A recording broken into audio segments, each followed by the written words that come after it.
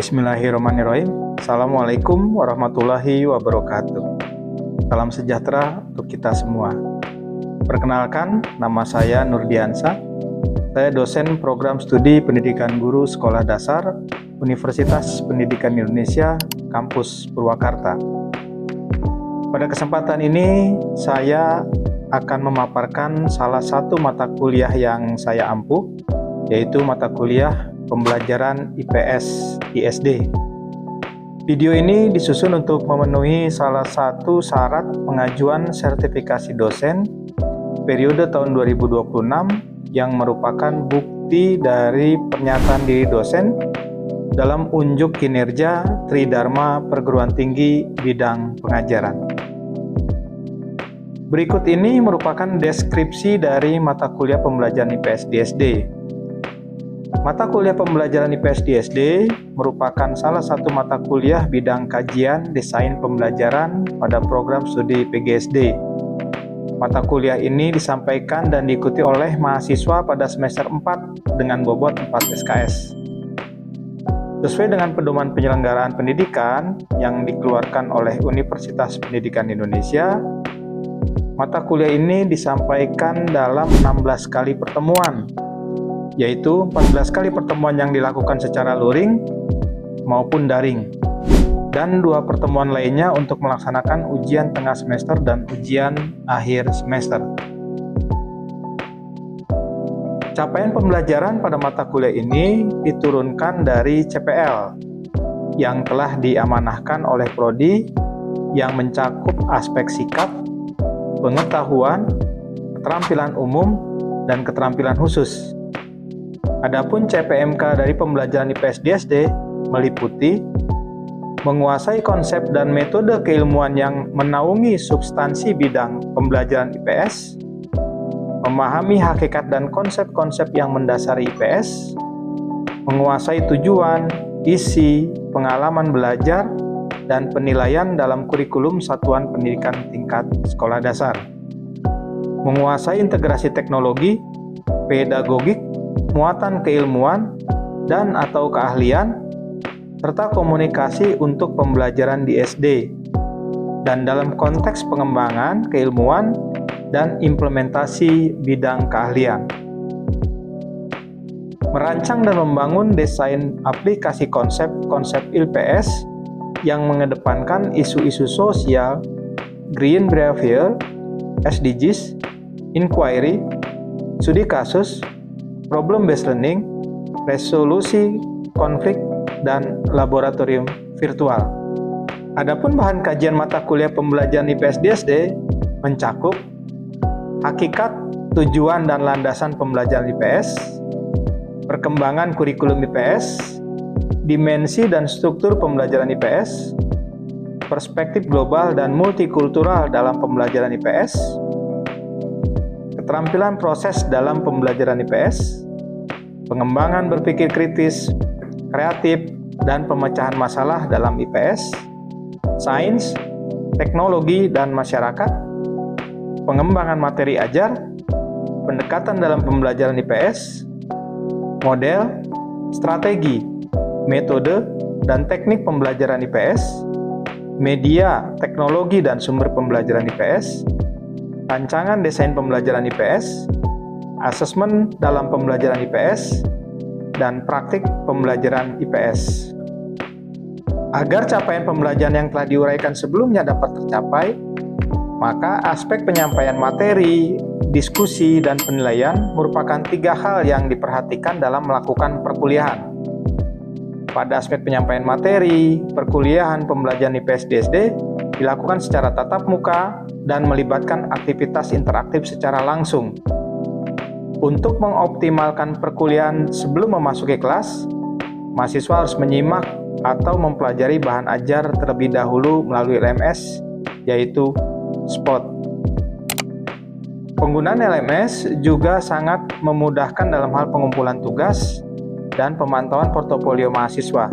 Sebagai upaya untuk memberikan pengalaman belajar yang bermakna, metode pembelajaran yang digunakan berorientasi pada student oriented, di mana mahasiswa terlibat secara aktif, interaktif, membangun pengetahuannya, sikap, dan keterampilannya yang ingin dicapai. Sebelum perkuliahan dimulai, mahasiswa diberikan bahan bacaan atau video untuk disimak agar lebih siap untuk berdiskusi tentang topik perkuliahan. Biasanya, perkuliahan dimulai dengan pertanyaan pemantik berkaitan dengan tema yang akan didiskusikan, dilanjutkan dengan ceramah, dan berdiskusi secara kolaboratif dan presentasi kelompok. Pembelajaran dilakukan secara komprehensif dengan mengintegrasikan pengetahuan, sikap, dan keterampilan di setiap tahap pembelajarannya. Pembelajaran dimulai dengan pemahaman konseptual dan faktual melalui kajian literatur, diskusi, dan ceramah. Mahasiswa dilibatkan dalam analisis kritis dan reflektif terhadap masalah kekinian yang relevan dengan pembelajaran IPS.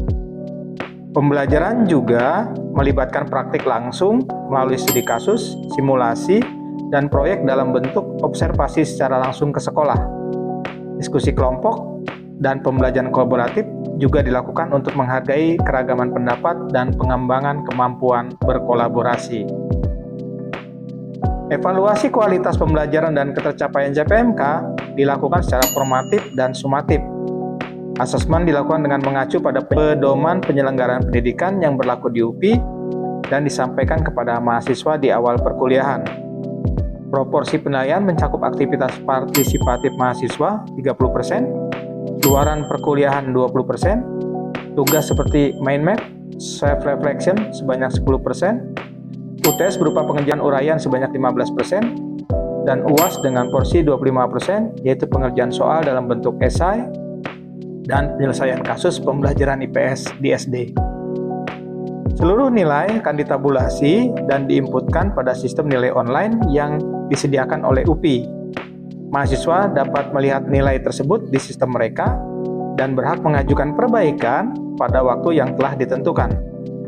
Baik, berikut ini akan ditampilkan salah satu contoh pertemuan pada perkuliahan pembelajaran IPS di SD dengan tema keterampilan proses dalam pembelajaran IPS. Terima kasih. Assalamualaikum warahmatullahi wabarakatuh.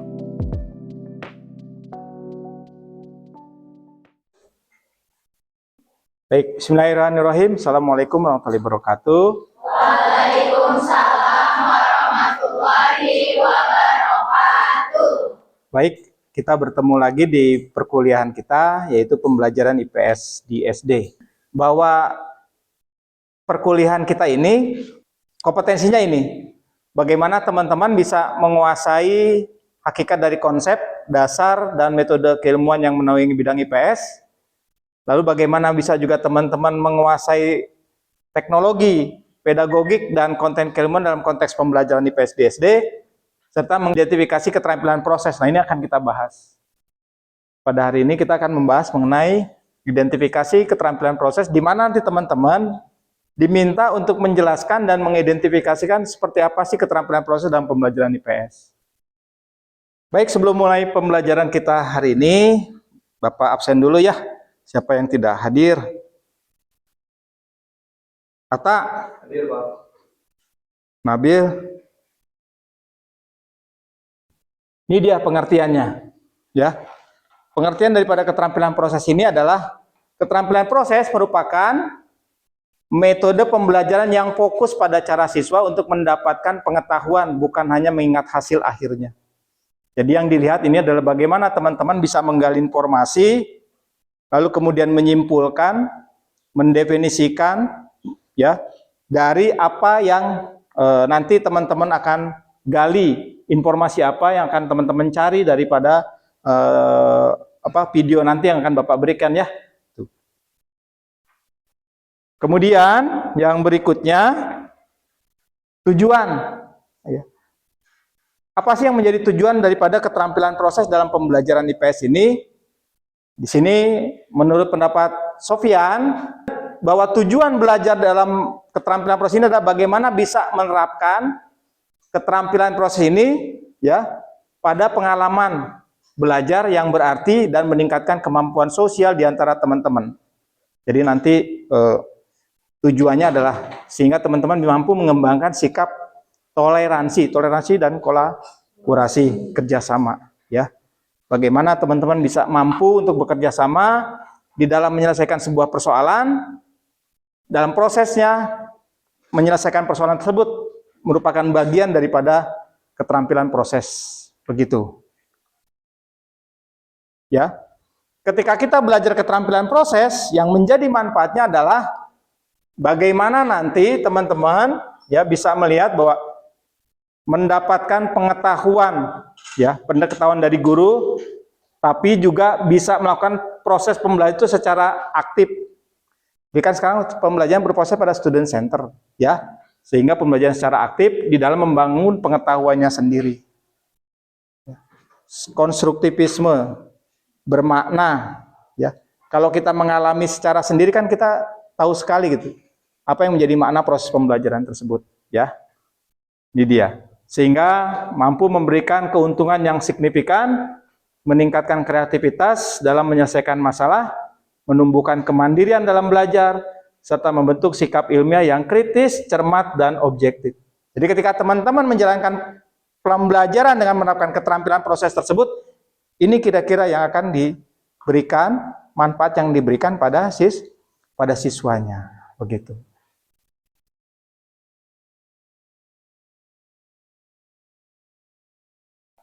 Jenis-jenisnya, ya, yang menjadi jenis-jenis daripada keterampilan proses ini, bahwa keterampilan proses ini katanya menurut Dimyati terbagi atas 2 kategori. Yang pertama keterampilan dasar, yang kedua keterampilan yang terintegrasi. Ya, kalau keterampilan dasar itu berarti dia berdiri sendiri. Kalau keterampilan terintegrasi dia mencakup kepada hal yang lainnya. Keterampilan proses itu pasti akan ada memiliki kelebihan dan kekurangannya. Kelebihannya apa? Sudah pasti karena siswa yang mengalami proses tersebut, siswa itu memiliki pemahaman yang mendalam terhadap konsepnya. Karena dia sendiri yang melakukan, dia sendiri yang menggali, dia sendiri yang menemukannya, ini dia. Kemudian yang kedua adalah tentunya dibutuhkan siswanya secara aktif dalam proses pembelajaran. Guru di mana? Guru sebagai fasilitator. Sementara segala sesuatunya siswa yang mencari, menemukan, dan menyelesaikannya sendiri lah, kira-kira begitu. Lalu kemudian karena kedua dan ketiganya ini dilakukan oleh siswa, maka tentunya akan lebih memahami. Orang itu lebih paham kalau dia sudah mengalami. Kalau belum mengalami, ya tidak akan pernah paham. Dia tidak akan pernah mengerti. Nah, ini dia. Inilah kelebihannya. Dan yang menjadi kekurangannya adalah tentunya dari sudut waktu pelaksanaannya. Karena pasti ketika kita melakukan keterampilan proses dalam sebuah pembelajaran, khususnya pembelajaran IPS, memerlukan waktu yang cukup lama. Karena siswa menggali informasi sebanyak-banyaknya untuk menyelesaikan sebuah masalah atau menjawab sebuah masalah. Ya. Yang kedua, kita sebagai seorang guru harus menyediakan lebih banyak waktu untuk siswa. Ya, kita mendengar. Kemudian jumlah siswanya dalam satu kelas sebaiknya tidak lebih dari 40 orang. Sedangkan kita rata-rata sekolah lebih dari 40 orang. Itu realita yang tidak bisa kita hindari. Kemudian kesiapan intelektual siswa perlu diperhatikan.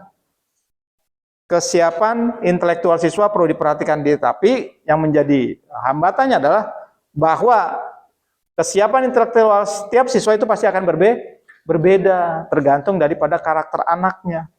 Nah, ini yang menjadi perlu kita pertimbangkan juga. Ya, diperlukan partisipasi aktif yang merata dari semua siswa. Setiap kelas itu kan tidak semuanya aktif ya siswanya ya. Pasti ada yang pasif dan segala macam, tergantung daripada karakter anak tersebut. Ya. Dan yang terakhir, guru harus mampu menyusun rencana pengajaran dengan cermat. Guru harus mampu menyusun rencana pengajaran dengan cermat, dan itu diperlukan sebuah pengetahuan khusus, keahlian khusus bagaimana guru itu bisa mengatur, ya, menyusun sebuah rencana ini untuk benar-benar efektif dan efisien, ya. Nah, ini dia karakteristiknya. Bagaimana kita tahu sebuah kelas sedang menerapkan keterampilan proses? Lihat pada proses pembelajarannya. Yang pertama berpusat pada siswa, student center. Siswanya yang aktif, ya, siswanya yang aktif. Aktivitas fisik dan mental, ya, penekanan pada pertanyaan. Dan yang menjadi ciri daripada sebuah keterampilan proses apa? Adanya pertanyaan pemantik, pertanyaan yang memacu atau memicu siswa untuk bersikap kritis. Itu dia. Kemudian dalam setiap proses pasti yang namanya evaluasi itu harus ada. Harus ada, ya. Apa? Penilaian asesmen yang bisa dilakukan dalam keterampilan proses adalah lembar observasi. Jadi guru harus menyiapkan sebuah lembar checklist kalau kata kita, ya, melihat, ya, bagaimana keaktifan siswa. Tentunya secara individu, dan ini harus guru ini harus hafal satu kelas semuanya, ya. Atau gimana, rajin apa, aktif nggak, checklist kan gitu kan. Mau berkolaborasi tidak, checklist. Menjawab pertanyaan tidak, checklist. Nah ini dia. Kemudian portofolio. Apa itu portofolio? Kumpulan tugas. Kumpulan tugas. Kumpulan tugas kumpulkan lalu kemudian dinilai. Ya. Lalu kemudian rubrik kinerja. Aktif tidak ini? Misalnya project, ya. Projectnya, ya. Atau terlibat nggak dalam membuat sesuatu project? Terlibat, checklist. Nah ini lembar checklist. Ya, itu sistem penilaian. Jadi keterampilan proses asesmennya tidak dalam bentuk sebuah soal, melainkan apa? Ini lembar observasi, portofolio dan rubrik kinerja. Ya seperti misalnya ketika teman-teman masih SMA dulu, ketika masuk ke lab IPA, ya siapa yang aktif? Bagaimana dia ketika melakukan sebuah proses di laboratorium itu? Guru mengamati checklist. Gitu. Demikian yang bisa Bapak sampaikan. Di masing-masing kelompok juga bertanya kepada kelompok yang nanti akan presentasi. Ya, silakan bergabung kepada kelompoknya seperti yang sudah kita bentuk di awal perkuliahan. Silakan.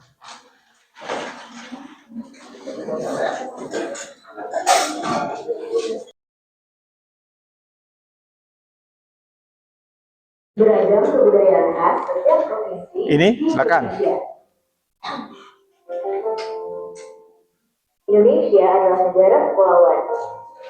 Secara geografis, Indonesia terletak di antara benua Australia dan Asia, serta di antara Samudra Hindia dan Samudra Pasifik. Sementara secara astrologis, Indonesia berada di 6 derajat lintang utara sampai 11 derajat lintang selatan, dan 96 derajat bujur timur sampai 141 derajat bujur timur. Indonesia punya 2 musim, yaitu musim kemarau dan musim hujan. Oke, setelah menonton video tadi, ya, Bapak minta kepada teman-teman semua untuk menyimpulkan, ya, informasi apa yang bisa didapat dari tayangan yang tadi, ya. Silakan digali informasinya, ya, dari pada bawah HP kan semuanya, ya. Jadi silakan gali informasi sedapatnya. Nanti kita mulai untuk kelompok 1 dan seterusnya sampai dengan kelompok terakhir untuk maju mempresentasikan hasil temuannya.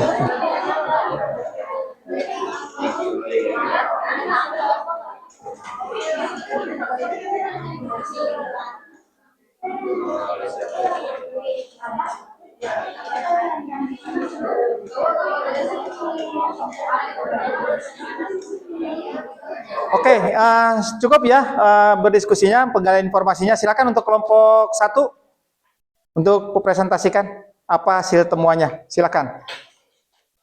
Oke, kami akan menyampaikan kesimpulan dari video yang baru saja diputar tadi. Nah, di sini tadi videonya adalah mengenai tentang keberagaman budaya khas di setiap daerah di Indonesia. Nah, sebelum mengenal lebih jauh tentang keberagaman budaya di Indonesia itu, kita tentu harus tahu asal muasal mengapa budaya di Indonesia itu beragam, yaitu alasannya adalah karena bentuk bentuk alamnya yang merupakan kepulauan. Jadi Indonesia itu mempunyai lebih dari 17.000 pulau, sehingga tentunya di setiap pulau itu dan di setiap daerahnya pasti memiliki budaya yang berbeda-beda. Oke, setelah presentasi dari kelompok 1, silakan siapa yang ingin bertanya? Baik, terima kasih atas kesempatannya.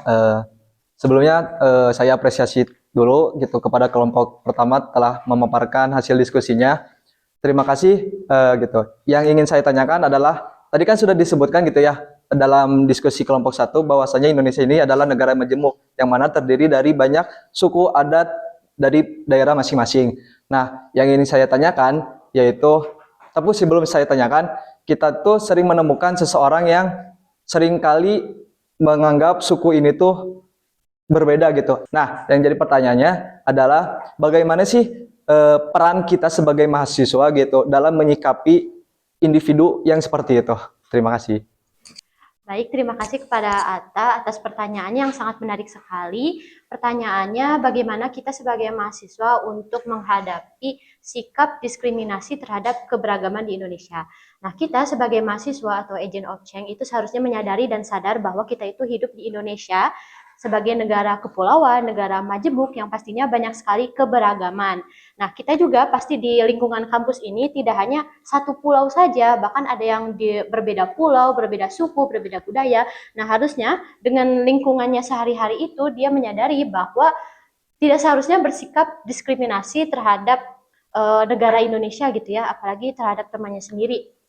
Nah, kalau masih ditemukan mahasiswa yang memiliki sikap diskriminasi, maka perlu dipertanyakan kenapa ia bisa menjadi mahasiswa jika masih memiliki sikap diskriminasi. Oke, terima kasih. Mungkin cukup sekian presentasi dari kami tadi dari menyimpulkan video. Mohon maaf apabila ada salah-salah kata. Assalamualaikum warahmatullahi wabarakatuh. Oke, baik. Terima kasih kelompok 1. Selanjutnya kelompok berikutnya yang akan menyampaikan informasi apa yang diperoleh dari tayangan video yang tadi. Silakan. Oke teman-teman, kali ini kita akan mempresentasikan mengenai keberagaman budaya yang ada di Indonesia. Seperti teman-teman ketahui, Indonesia merupakan negara kepulauan yang terdiri dari 5 pulau besar, yaitu Sumatera, Jawa, Sulawesi, Kalimantan, dan juga Papua. Hal ini membuat Indonesia memiliki keberagaman yang sangat banyak, seperti suku, agama, dan juga ras. Daerahnya juga tentunya sangat banyak ya teman-teman. Ada perbedaan dari tarian, kemudian alat musik, ada baju daerah, bahkan lagu-lagunya pun beda.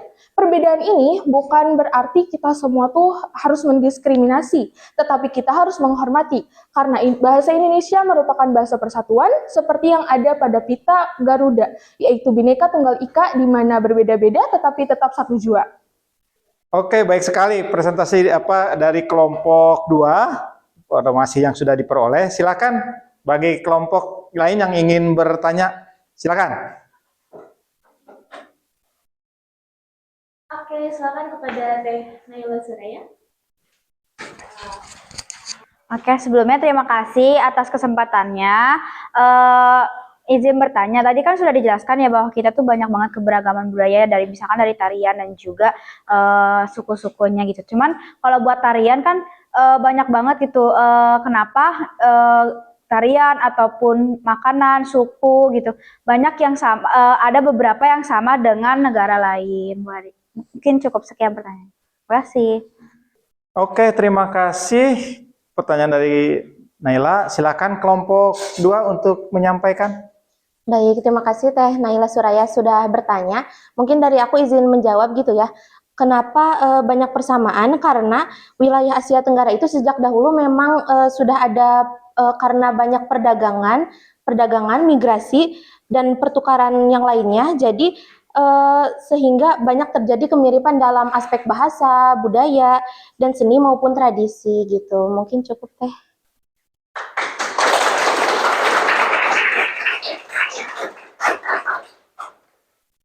Baik, terima kasih kelompok 2 yang sudah menyampaikan informasi yang diperoleh dari tayangan video tadi. Untuk selanjutnya, silakan pada kelompok 3 untuk mempersiapkan diri. kepada kelompok 2 kembali ke tempat.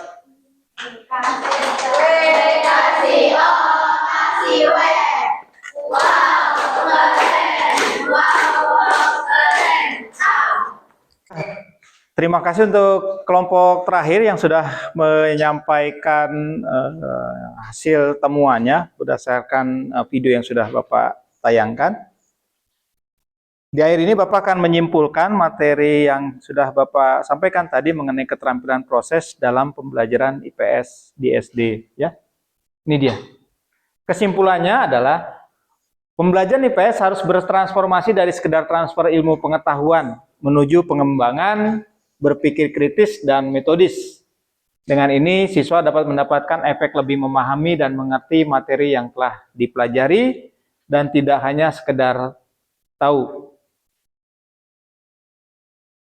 Dengan gaya pembelajaran seperti ini, IPS terasa lebih dinamis, relevan, dan bermakna bagi kehidupan sehari-hari, sehingga hal ini bisa menjadi alasan untuk siswa kembali semangat dan memiliki rasa ingin tahu yang besar dalam diri siswa.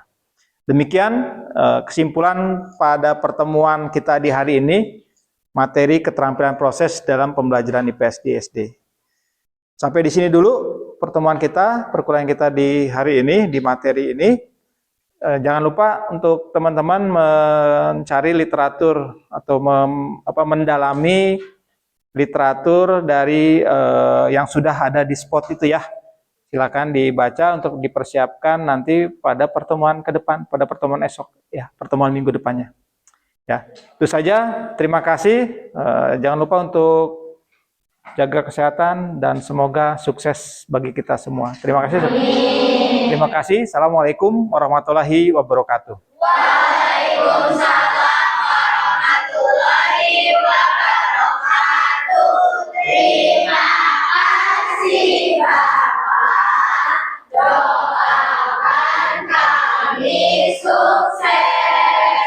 Kami sayang Bapak. Oke, terima kasih semuanya. Demikianlah video pembelajaran mata kuliah pembelajaran IPS di SD, program studi pendidikan guru sekolah dasar, Universitas Pendidikan Indonesia, Kampus Purwakarta. Semoga dengan video pembelajaran ini menjadi pertimbangan bagi asesor dalam penilaian sertifikasi dosen tahun 2026. Akhir kata, saya ucapkan terima kasih. Assalamualaikum warahmatullahi wabarakatuh.